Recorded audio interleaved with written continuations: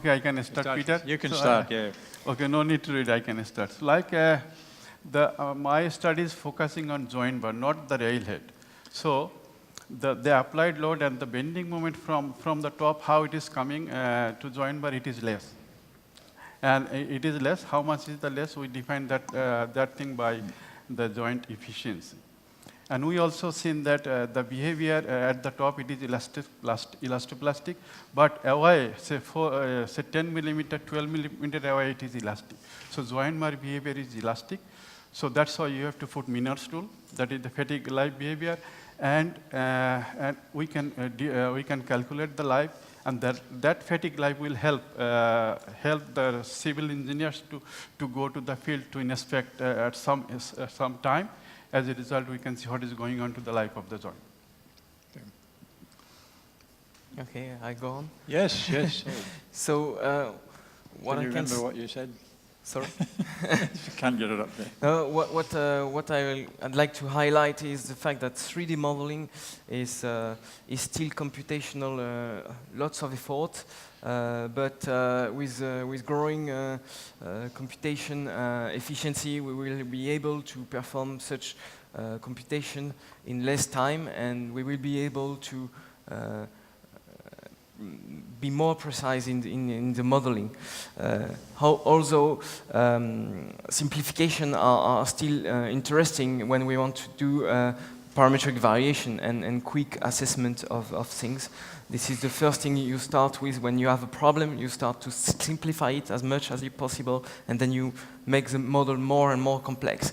In our case, we did the other way around, because we started with the clients, and the studies was about creating a 3D model.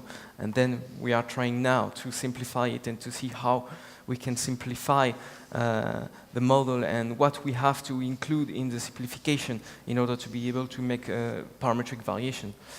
This is so the first items, and the second one is about rail plasticity.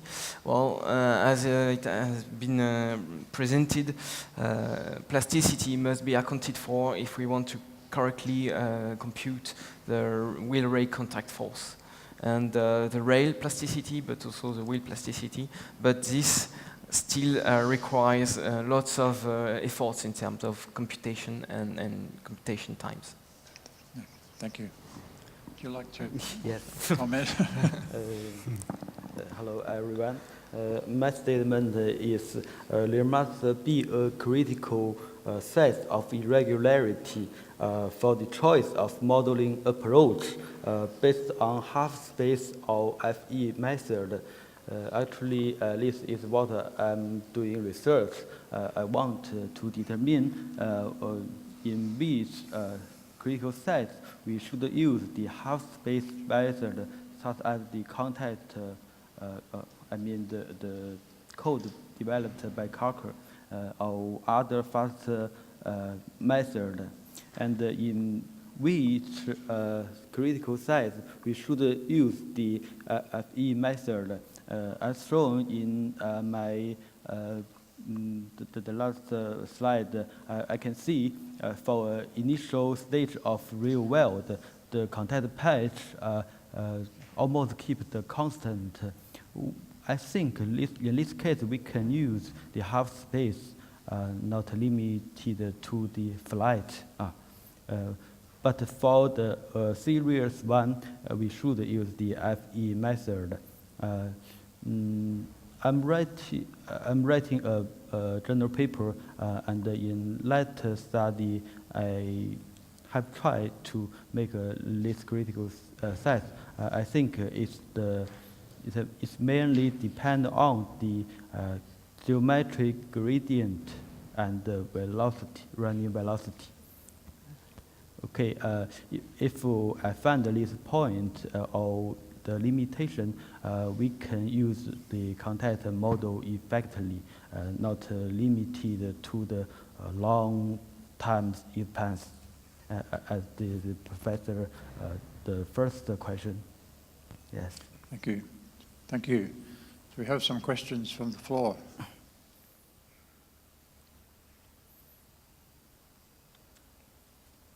Yes, sorry, yes.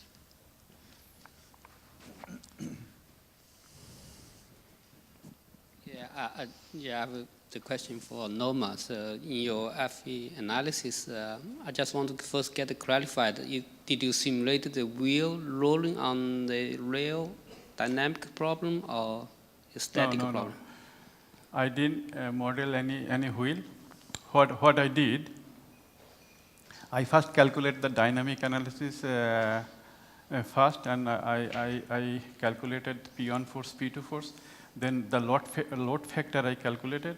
I put that load factor in the dead wheel, and that wheel, say, in Rockhampton area, so that is the heavy haul route.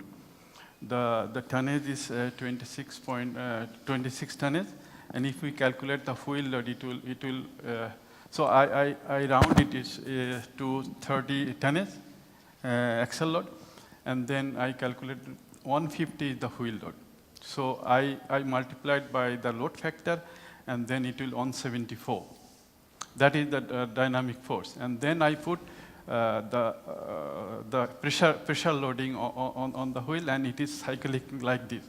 So like this and zero, full load like zero. So this is the cyclic loading. How I calculate that thing? Like I use the shakedown theorem. Then P0. I just want to know, in your FE simulation, did you simulate a dynamic problem or a static problem? A static problem. If static problem, I think you have a graph show the stress versus time. So where did you get the time? Time, that is the simulation time. I put. It's not physical time. Simulation time. I put 4 seconds, and in that 4 seconds, 2000 loading cycle is there like this time. 2000. But it is static. It's static, yeah. Okay. But then in this case, I think seems to me it is a symmetrical problem. Is that right? If it's a symmetric problem, then you do not need to simulate the whole model. You just need to simulate half. Yeah, so and even we can use symmetry condition, but you know the wheel is coming away from the joint, on the joint, and going away. So bending, reverse bending, this is the thing happening.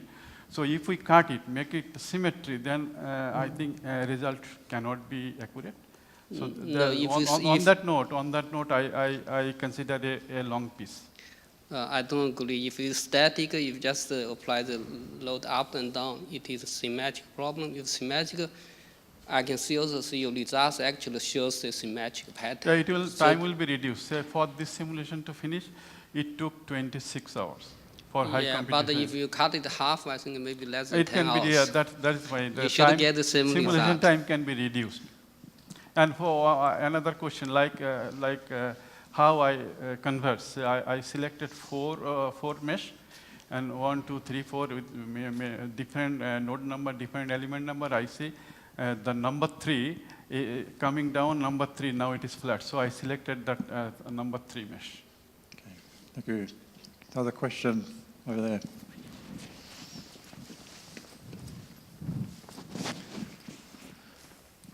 I just want to clarify one question about static.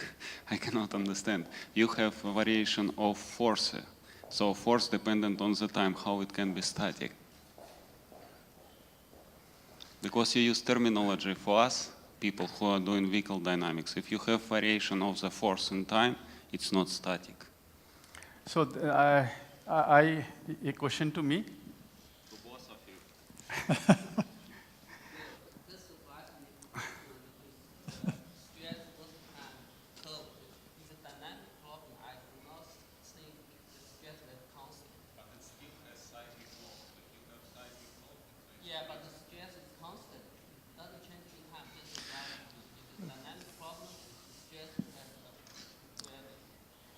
Perhaps you could continue the discussion. Do we have any? I have a question for the other two speakers. If anybody else has any questions, you're most welcome. Both of you were looking at basically the behaviour at an irregularity, vertical irregularity. Is the intent to set some limits on the size of those irregularities, or in terms of damage, or I'm sort of wondering what the outcome of, but where the work is directed, in one sense. Well, on my case, the work is directed on fatigue design of the joints, Yep. but I think we can set up a limit, but the limit will be also set by the circumference and the diameter of the wheel. Yep. So if the gap size is small, then the wheel passes and doesn't see the gap, and well, when you increase the size of the gap, in the end you have an impact. But I think it will be difficult to practically control the size and go on site and measure it and always Yep. and correct it. So we can set up limit with these models, but I don't know how it can be applied on the practical side. Okay. But that might be. Yeah, no, that's, yes. And yourself, you're... Yes, in my published paper, have expressed the real world irregularity in the form of geometrical gradient, and have a limitation for the high-speed railway. But my research is in that paper is only limited to the high-speed railway. Yep. I think in heavy haul track, we can also find a limitation in terms of geometrical gradient. Okay. Thank you. Thank you. I think time's up. So join me in thanking our speakers. Thank you very much. Thank you. Great.